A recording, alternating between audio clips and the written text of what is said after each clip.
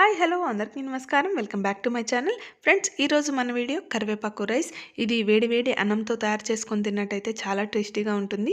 అలాగే మిగిలిపోయిన అన్నంతో కూడా ఈ విధంగా కరివేపాకు రైస్ చేసుకున్నట్టయితే చాలా టేస్టీ అండ్ చాలా హెల్తీ అయినటువంటిది. సో ఇది ఎలా తయారు చేసుకోవాలి, దీనికి కావాల్సినటువంటి పదార్థాలు ఏంటో ఈరోజు మన వీడియోలో చూసేద్దాం.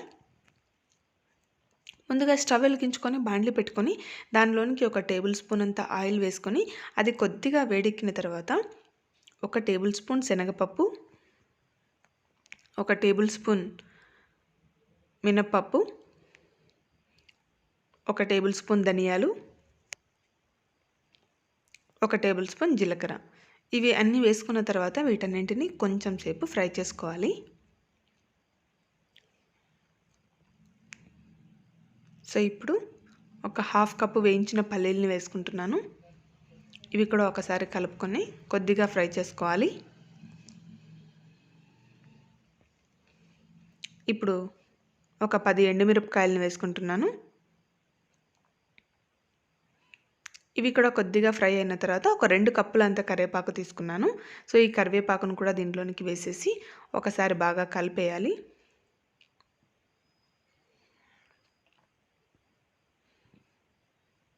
ఇప్పుడు దీనిలోనికి ఒక టేబుల్ స్పూన్ అంత నువ్వుల్ని తీసుకుంటున్నాను, తెల్ల నువ్వులు. ఇవి కూడా యాడ్ చేసిన తర్వాత వీటన్నింటినీ బాగా వేయించేసుకొని ఒక 10 నిమిషాల పాటు వీటిని బాగా చల్లారబెట్టుకోవాలి. ఇది చల్లారిన తర్వాత దీన్ని ఒక మిక్సీ జార్లోకి వేసుకొని బాగా పౌడర్ లాగా దీన్ని గ్రైండ్ చేసేసుకోవాలి. చూడండి, ఈ విధంగా బాగా పౌడర్ లాగా గ్రైండ్ చేసుకున్న తర్వాత ఇప్పుడు మనం పోపు ఎలా తయారు చేసుకోవాలో చూద్దాం. అదే బాండ్లీలోనే ఇప్పుడు మనం ఒక 2 టేబుల్ స్పూన్లంతా ఆయిల్ వేసి అది వేడెక్కిన తర్వాత కొద్దిగా ఆవాలు, కొద్దిగా జీలకర్ర, ఒక టేబుల్ స్పూన్ శనగపప్పు,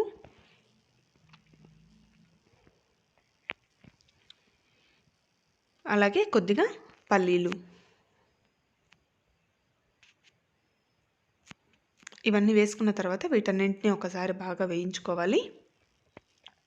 ఇప్పుడు ఒక 4 పచ్చిమిర్చిని కట్ చేసి వేసుకుంటున్నాను. ఇవి ఒకసారి కలుపుకున్న తర్వాత అదేవిధంగా ఒక 3 ఎండుమిర్చి,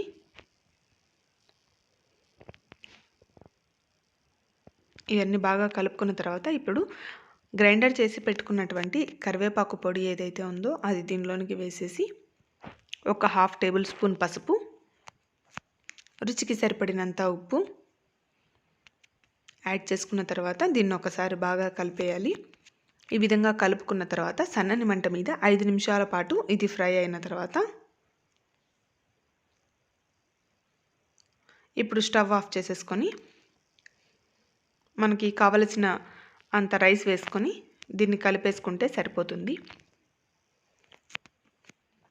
కావాలంటే మీరు ఉప్పు ఇంకా తక్కువైతే యాడ్ చేసుకోవచ్చు. చూడండి, ఈ విధంగా బాగా కలిపేస్తే మనకి కరివేపాకు రైస్ మొత్తం రెడీ అయిపోతుంది. చాలా టేస్టీ అండ్ హెల్తీ అయినటువంటి కరివేపాకు రైస్ మీరు కూడా తప్పకుండా ట్రై చేయండి. అదేవిధంగా ఈ వీడియో కనుక మీకు నచ్చినట్టయితే ఈ వీడియోని లైక్ చేయండి, షేర్ చేయండి అండ్ ప్లీజ్ సబ్స్క్రైబ్ చేయడం మాత్రం మర్చిపోకండి. Thanks for watching my video. Bye.